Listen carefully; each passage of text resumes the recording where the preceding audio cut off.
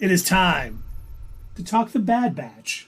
Season 2, Episode 4, my apologies, Faster. Now this is pod racing. Yes. This... Something racing. Teo! Teo was great. Ben Schwartz, Sonic the Hedgehog, was the voice. I was very excited to hear it. That was good. As well.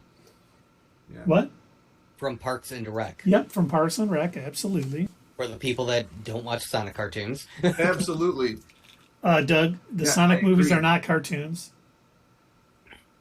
They're animated features. No, okay, Dave, then we're going to go see Sonic instead of Morbius. Okay. We can see Sonic 3 and Morbius 2. I've already seen Morbius more than I ever wanted to. So, you've seen the memes online of Sonic and Knuckles, and then they also do Sonic and then whatever other character. Sonic and Morbius. Sonic and Morbius. With a little sprinkle of the Vulture.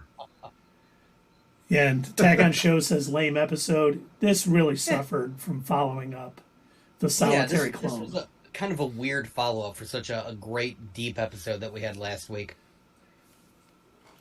Well, like I said in the open, it was just a 22-minute lead up to proving one point, is that you can't trust Sid. That's it. That's the whole show.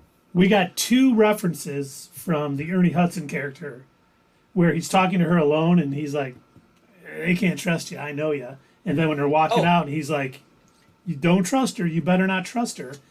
And I do think that is leading into it being her or them, and she's going to give them up at some point. Foreshadowing, as they call it. As you heard Keith just say, the gangster that was betting against Sid, in case you were unaware, voiced by Ernie Hudson. I did not realize that he did voice acting. But as most people know, he plays Winston in the Ghostbusters. And, he's been in a lot of other roles elsewhere too. But, I didn't realize that he did voice acting. I didn't even recognize him at first. I looked it up and I was looking up information about the episode. I'm like, you're kidding, that was Ernie Hudson? I went back, replayed it, I'm like, yep, that's his voice. Yeah. But, honestly... I don't know what else there is to say. Well... Yeah, I think the biggest point was this was 22 minutes of don't trust Sid. But but also we did get a little bit more character building for Tech, which was nice. It was nice to see that he isn't just the guy that repairs the robots. I think the best part of the episode, outside of Sonic the Hedgehog voice, was him not knowing how to handle the praise after he won the race. Oh, yeah, he was so awkward, like. That was great. That was probably the best. And the other thing we got, or we didn't get, we know that Hunter and Echo are off on another mission. Is next week's episode, Entombed, going to be all about what Hunter and Echo are up to? Or is it going to be a couple episodes without him? Well, I guess we've already 2 episodes without him. Are we going to find out what... Oh, no, they were just delivering Nerf nuggets. Or, yeah, that's right. Nerf nuggets. I can't.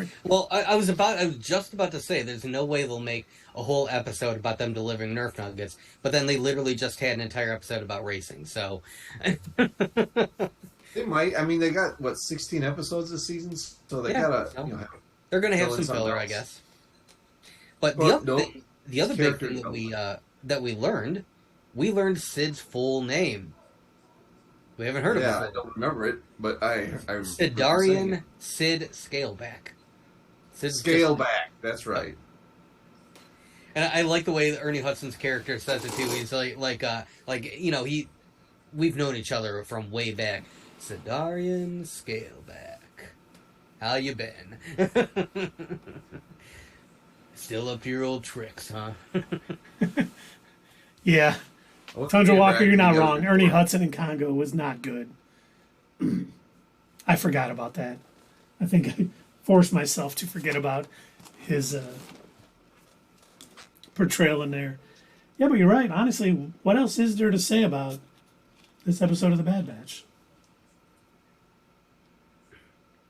Nothing. Well, We all saw it, right? Most of us. Right? I guess the only thing that we could really say about it is, like I said, well, like Dave said, it kind of reinforces the fact that don't trust Sid. She's probably going to eventually sell out the Bad Batch, especially if it makes her some money. If the Empire comes looking for him, the only hang up that she might have is because Omega saved her life and basically put together that bet in order to get her off the hook.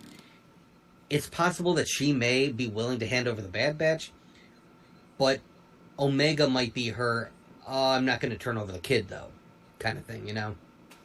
No, I think you could be right. I think that because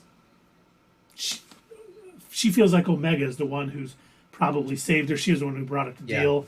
So I definitely think we may see her turn in the rest of Clone Force 99 and save Omega or keep Omega out of it, but Omega's going to turn on her and be like, I can't believe you did that to my brothers, basically.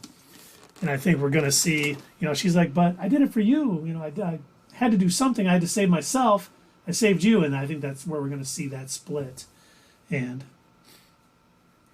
just to make us question her, she'll stay a good guy. Yeah, I think it's going to come to the point, only because we know that the Bad Batch isn't around, that we know of, during Andor, Rogue One, Rebels. So I think she's going to turn them in, and that's, they're basically everyone but Omega is going to be gone. Omega! Did you do your homework, Dad? The assignment. What was the assignment? I'm typing. Oh. To watch Willow. Oh, that's right. Oh. Whoops. I didn't either. See? I'm not the only one. Hey, look, I had more important things to watch. That's what I'm saying. Like That's the what I'm Mandalorian right trailer now. for the 15th time, all right? It was very busy. Yeah, I'm going to get punished with a Truman. An Attack on Show, they just weren't around, for those stories. That's certainly a possibility. Especially since they really didn't come about till after those movies. I mean, they had the Bad Batch episode that we saw in season 7 was put together years before that, but they weren't really in print, so it could be. They may live. I just got a feeling that with how dark the times are right after the Empire took over the galaxy, that they're not going to live to see the end of it. I think this is going to be, the end of the Bad Batch is going to be very dark and very sad. I could see that. Kind of like the end of the Clone Wars. Yeah. People thought Ahsoka had to die because she wasn't around episode 3. Yeah. But Look, some people, just off doing their own thing. Yeah, it just wasn't covered. It's not in their jurisdiction to cover what the Bad Batch was doing. And we may see the Bad Batch show up in The Mandalorian or Ahsoka or something along those lines. I just think with the tone of the show that they're not going to make it out alive. It could be scary. The other thing that I think that a lot of fans need to keep in mind is, and this is beyond, the three of us, this is just Star Wars fans in general, and I think you were kind of alluding to this, Keith. The movies, when they came out, most of these characters didn't exist. George Lucas hadn't thought them up. In fact, a lot of the characters went through evolutions during that original trilogy. Boba Fett wasn't even supposed to be a bounty hunter. He was supposed to be an elite stormtrooper. But then they scrapped that idea from the movie and repainted the armor and repurposed it.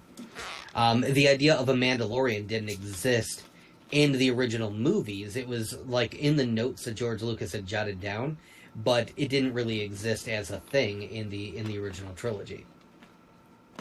So it's like this stuff grows and evolves over time, but like Ahsoka didn't exist in the prequel movies, didn't exist in the original trilogy because nobody had thought her up yet. Yeah, and we may even get just a few of the Bad Batch surviving. Maybe like Echo, Tech, but Hunter, Crusher, or Wrecker. I call him Crusher. In this corner, Crusher. Rika. Yeah. Rika. Rika. Eco. Like Rika. Wrecker may die saving the rest, and we may see Echo just alive only because he's more machine than man. He'll be battling Darth Vader at some point for who's more machine. But Yeah, Attack on Show, basically it has to come down to some of the stuff may end up being a retcon. In fact, there have been retcons within the Disney canon already. I believe there was an Ahsoka book series that was written, and as soon as the final season of Clone Wars came out, that retconned to the novel. yep. So yeah, it's unfortunate as the story grows and changes. A lot of the stuff is going to add in things that maybe we have to be like, okay, well, I could see how that could fit in the current continuity or whatever.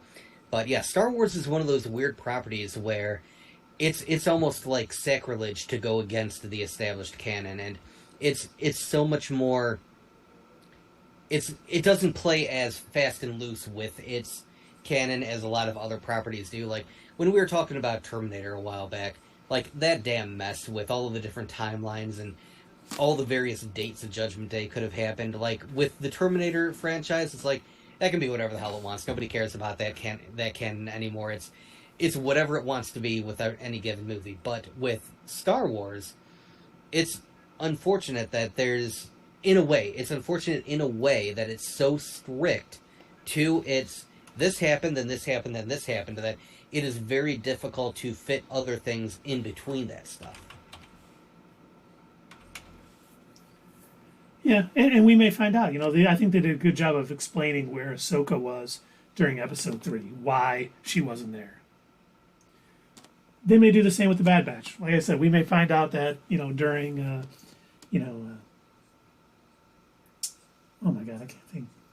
During like Rogue One, during Rebels, we know there was a lot of different cells of Rebels, and they may be leading a different one. We know during Andor there was different, Rebel cells. We had Saw Gerrera tell us them all when he was talking to Luthen. So they certainly may be, and like all the ones he knows about.